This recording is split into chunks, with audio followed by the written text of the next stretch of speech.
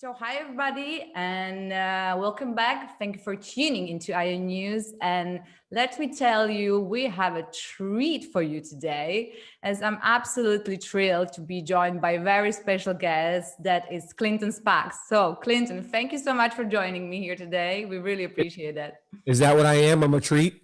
Yeah, you do. Nice.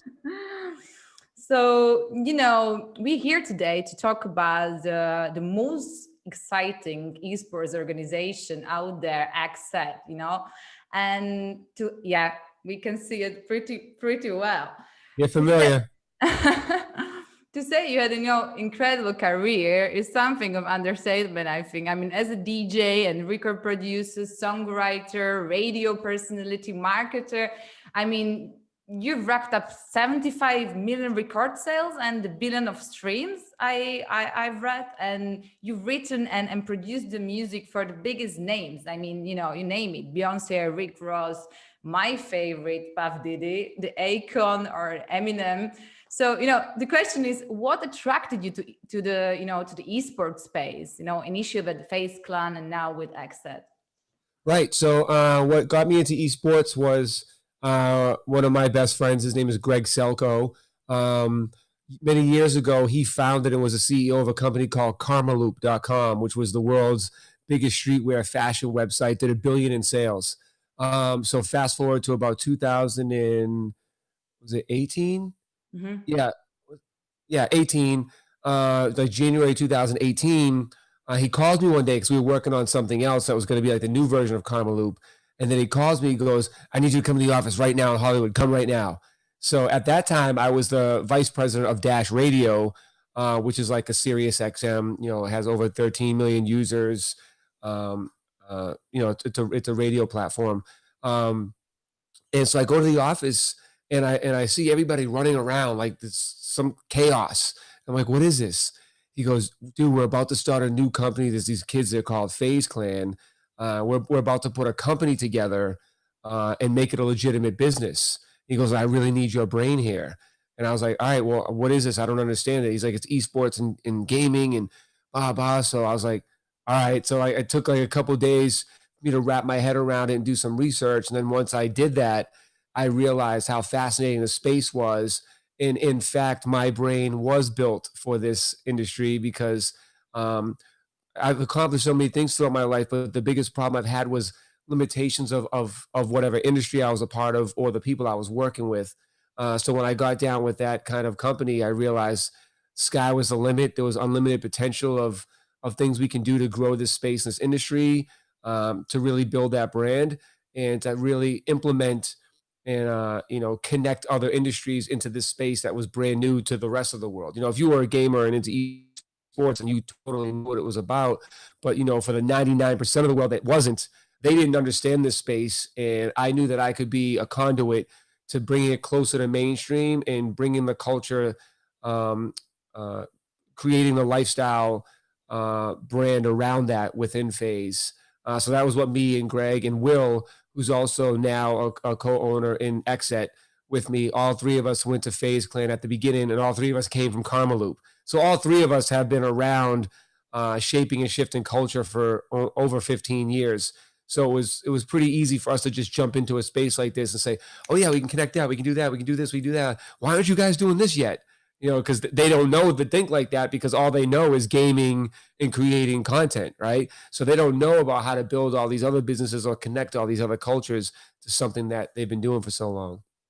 Exactly, and we've seen, talking about the lifestyle concept, we've seen so many esports organizations that, they gradually evolve into the lifestyle brands. But with the XSET, the organization was pretty straight from the beginning, based or launch on the lifestyle concept, and in addition to the fielding the esports team, there had a big focus on the merchandising the brand, right? So how important is actually this to the long-term success of the XSET?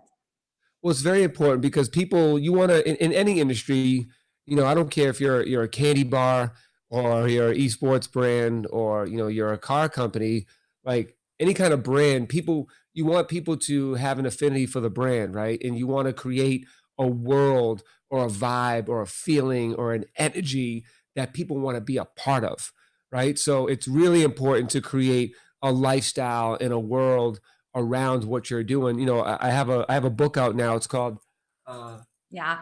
How to Win Big in the Music Business, and one of the chapters is make people buy into you before no, make people buy. Man, what is it called?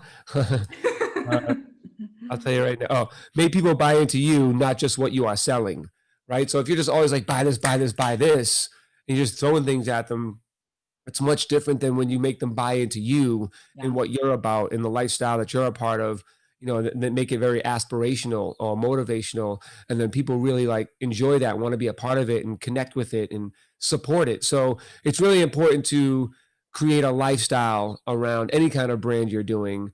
But I know you mentioned merch, so I don't know if you're specifically talking about merch, but merch is obviously a very important part. And like I said, all of us coming from Karmaloop and coming from the music and fashion world, we know how important merch and apparel is to creating a lifestyle. So we wanted to really infuse that into esports and gaming when we stepped into the arena. Yeah, I mean, it's as you said, the purpose is everything. It's really important to have that aspirational aspect in the brand. And you know, you as organization, you're aiming to be the most, you know, diverse and inclusive organization. It's really, you make it very clear that it's very important for you as a set, as an organization. But you know, those are pretty lofty claims. So how does the organization intend to live up its to claim to really be, you know, because there's so much talk about diversity and inclusion, but there's not much done about that. So, you know, what's your plan when it comes to that? Yeah, you know, there's a lot of lip service in any industry, right? When people Yeah. try to be politically correct or want to act like they're the good guys. But when you actually are a good guy, it's not really an effort or something you have to try to do. It just comes natural. So, and that is what we all are at XSET. So it's not really something we're sitting here strategizing and like, okay, what do we do? Let's make sure we're fitting the quota. Like we don't do that. It just comes natural, right? So like even when I was at FaZe, every single music artist that was down with FaZe, I brought in because that's just part of the culture that I'm connected to. So it wasn't a strategic play of like, okay, let's go get Offset, let's go get Pitbull for Latinos, let's go get, you know, DJ Paul, like, let's go get Yo Gotti. It was really just that's my world. I am culture. So when you are culture and you are diverse, it's just who you are. It's in your DNA. It's not an effort to continue to be that. You don't have to think about how to move in that direction or how to make sure you're doing things the right way. And with the world of gaming in esports and music and fashion is super diverse, right? It's just a lot. It's in gaming and esports, in particularly, it's not really highlighted and it's not really showcased. So we realized that over the time, and we were just like, man, this is weird. Like, how come like only like our rap friends are really like the only people of color that are like over here? Like, there should be more involvement. And then I think a lot of people's eyes open when the George Floyd incident happened. And I think as horrible and tragic as that is, um, the silver lining in it, if you can say a silver lining, because somebody dying, there's nothing good about somebody dying. But the silver lining in it is I really think it it it forced people that weren't paying attention or didn't realize the reality of what was going on. There was no way you could deny it at that point. So it was really, I think there was a lot of people that were just maybe, is it really that bad? Well, what did you do to the cops? You know, I think a lot of that would happen over the years. And I think this was just a blatant, like, this is what we've been talking about all this time. Now do you see? So I think people were really like, oh, shoot, I didn't, wow. And it made people step up and stand up in defense of that. So I think who we are as people, meaning XSET, and what we've done and what we've been a part of our whole lives, um, really just kind of met at the same time that the world was starting to realize. So we've always been that. We've always been pushing and forcing that. Even at Karmaloop, it was one of the most diverse companies ever. If you know the history of me, I mean, I'm one of the most diverse dudes and people that I work with throughout my whole career. So it was just something that comes natural to me. And early on, I noticed and recognized like we needed more of that, which was one of the part of the reasons I started going into hip hop and bringing hip hop into gaming. There was a business reason, but then there was also that reason as well. Cause I looked at gaming and esports as like another new way and safe way to get out of the hood. You know what I mean? So like I come from the hood. So like back then it was like music or sports, you know what I mean? Or you're getting in trouble with the law.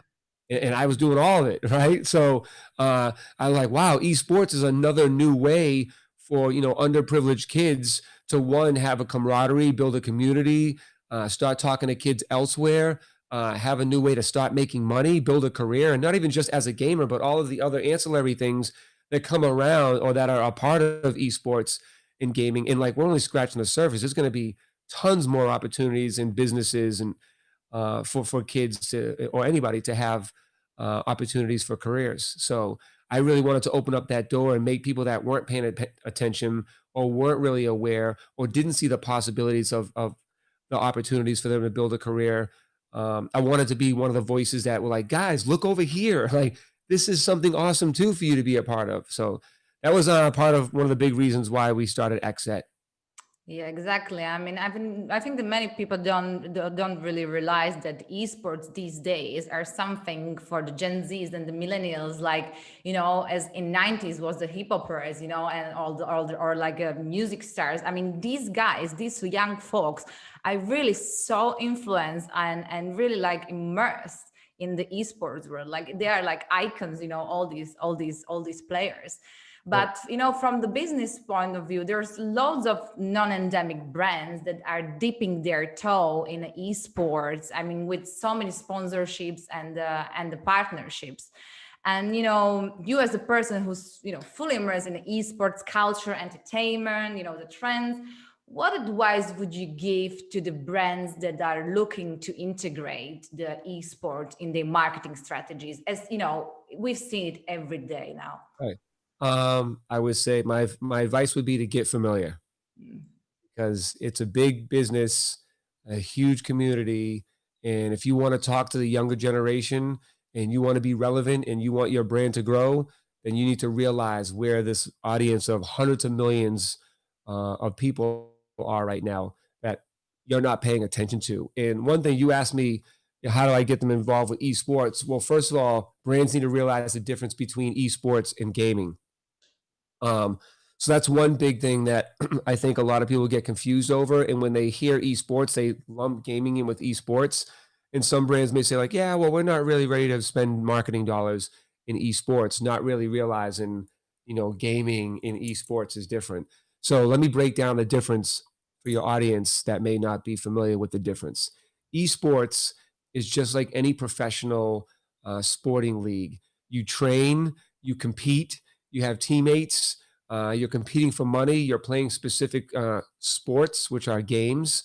You have a manager, a trainer, you have teammates, and you're in a competitive field to win a championship title, right? That is esports. Yeah. Gaming is just guys that casually game, have fun playing different games, and not competitive per se like esports is. It's the difference is sort of like this. You're in the NBA, or you go and play pickup basketball down the street at a basketball court. Yeah, you play, and maybe you may be even as good as some of these guys, but you're not in an esports team. You're a gamer. So that's the difference between esports and gaming. It's pretty simple, but for some reason, a lot of people can't seem to differentiate the two, and they lump them both together. But they're two very different worlds. Gaming is much more of, that's why we're esports and gaming lifestyle brand, because it's much different. Esports for teams like us is, even though we're dominating in many different titles and we have 8, you know, wonderful teams that are killing it right now, that's just one section of our entire company. You know what I mean? Like gaming is another big section. You know, we have merch and licensing and endorsement deals. So there's many different streams of revenue that come in for a company like us that's not just focused on building competitive teams and hopefully win some prize pots, and that's our only means of making money. So, you know, other esports teams have reached out to us and even wonder, like, when I was over there and even at XSET, like, how do you do it? Like, man, I've been trying to build up my esports team for years now. And again, it goes back to culture, understanding culture, and it just being a part of who you are. It's not something you try to do. So when people try to come in and be cool, or people try to talk to culture and don't know the language or don't understand, what's going on in culture, it's difficult for someone to say, but I want to be cool like them. But like, you can't fake cool. You know what I mean? You either are or you aren't. You know what I mean? So, there's specific business things you can learn, but you can't fake, authenticity. You can't fake culture. You can't fake, cool. You can't fake these things. So either you got it or you don't. And fortunately enough, we got it. So that's why we're working. That's why we're the fastest growing esports gaming organization in the world, because we know what we're doing. So we can hit the ground running. We don't have to figure it out. We don't have to think about it. We just go every day. I mean, I got a list over there that's this long of all the things we're working on before the end of the year. And there's only not even 2 months left. You know what I mean? And they're not all lofty, ambitious goals. They're all things that are actively being dealt with and being closed out. So we're doing amazing things. We're excited about the future. We're moving really fast. And we have a lot of great things going on and major announcements coming in the future. And you guys always support us. So I'm sure you guys will be announcing these big moves that we're doing. Yeah, I mean, we are always excited. And is it true what you're saying? You're exploding with the talent and releases. I mean, at this point, every second week, if not every week, there's something new. You always got something up to your sleeves, Yeah. So it's yes, we have some things. There's about 3 moves we're making right now that are so colossal that it will literally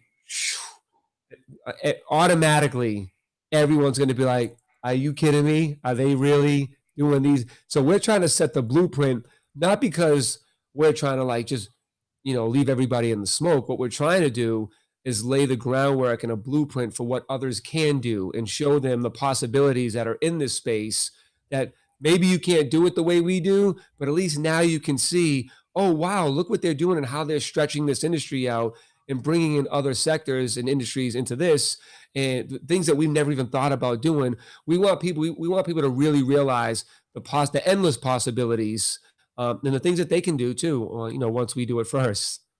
Exactly. Build the blueprint.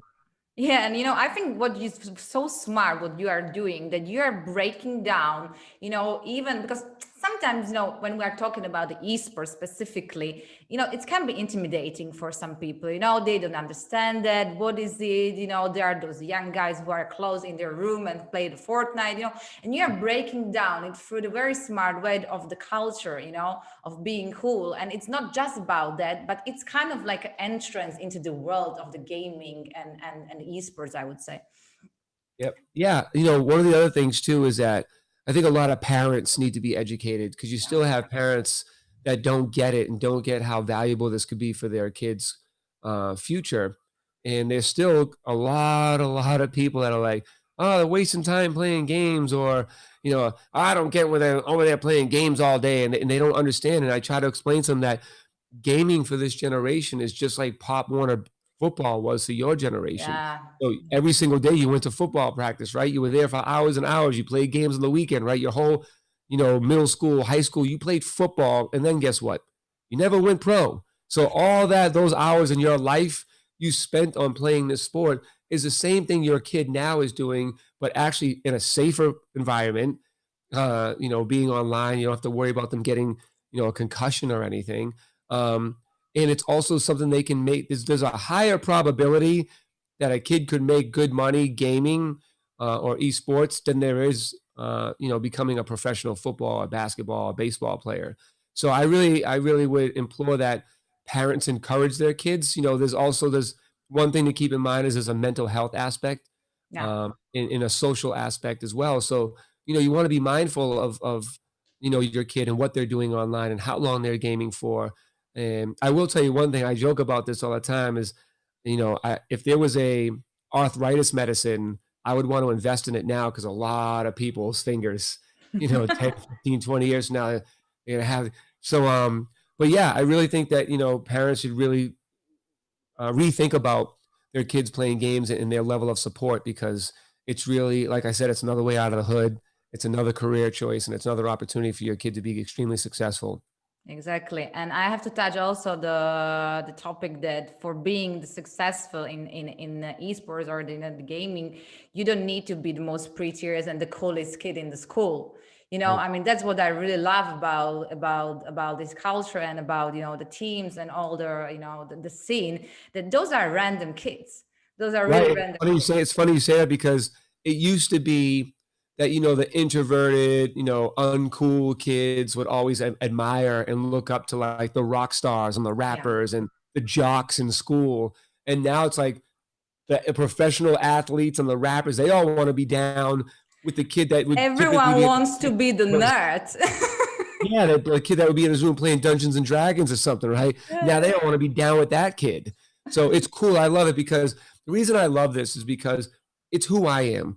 When I grew up, I never fit in. I was always lonely. I didn't really have that many friends, and I was like super lonely and introverted, but at the same time, I was also super outgoing and widely popular throughout school. What I mean by that is, I was the kid that would go to like in the high school cafeteria.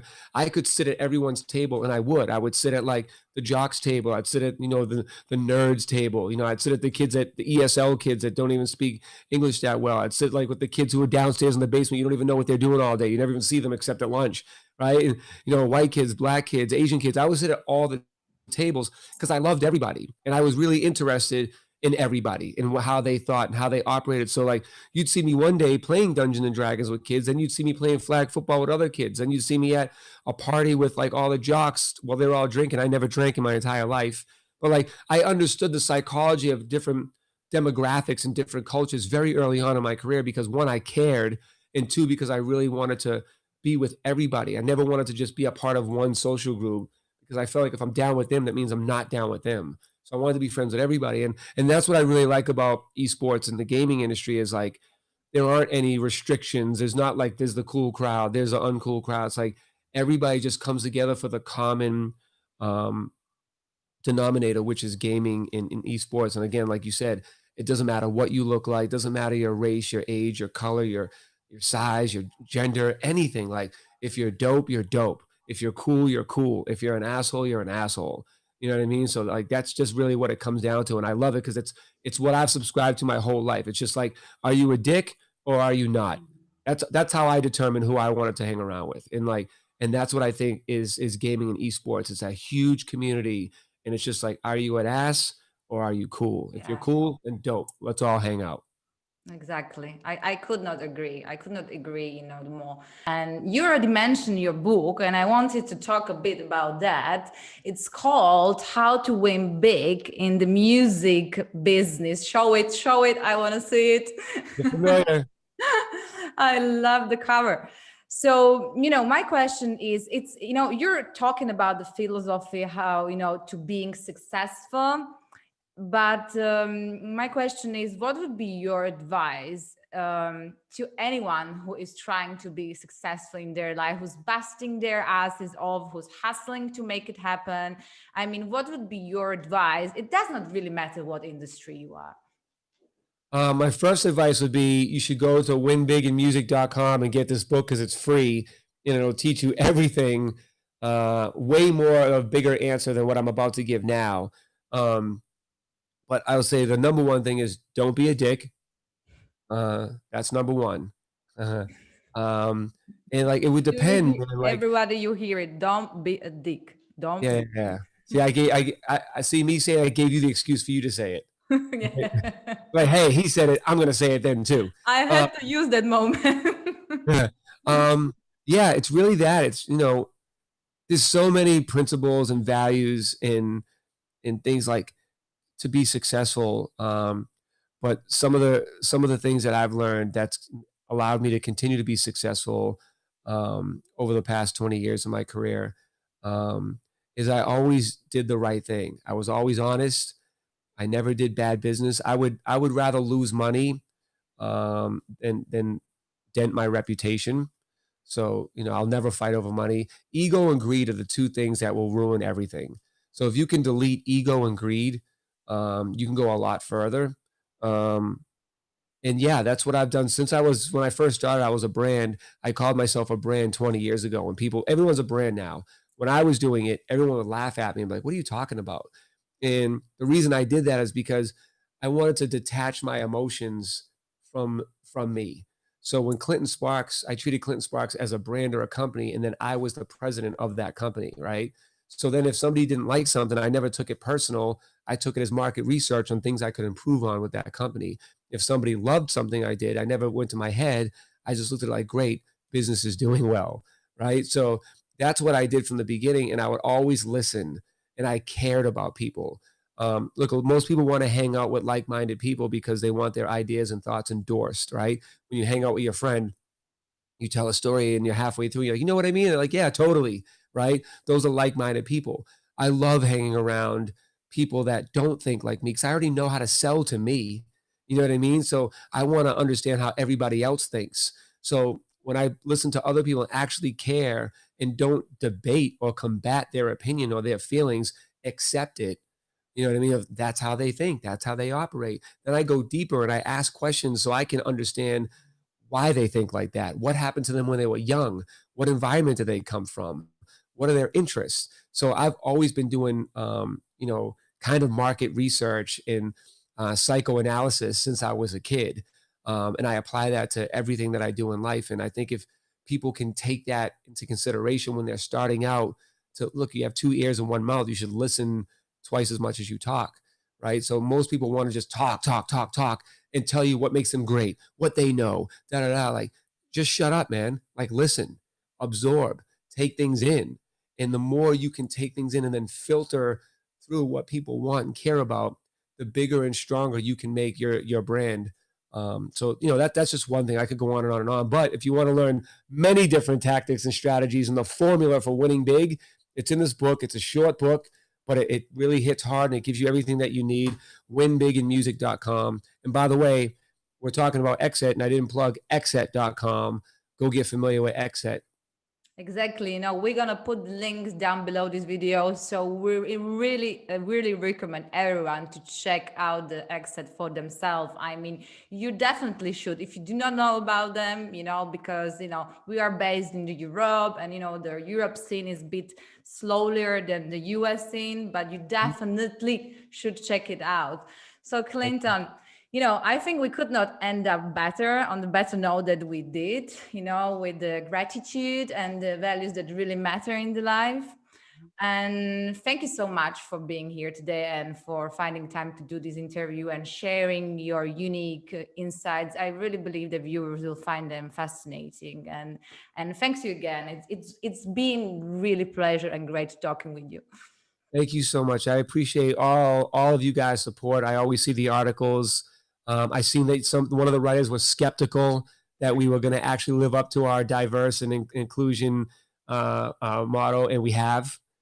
So again, mean what you say and say what you mean, and that's what we're doing here at XSET. I almost told you something I can't tell you yet. Anyways, I almost get it. I wake up excited every day, man. Like every day. That's another thing I would say.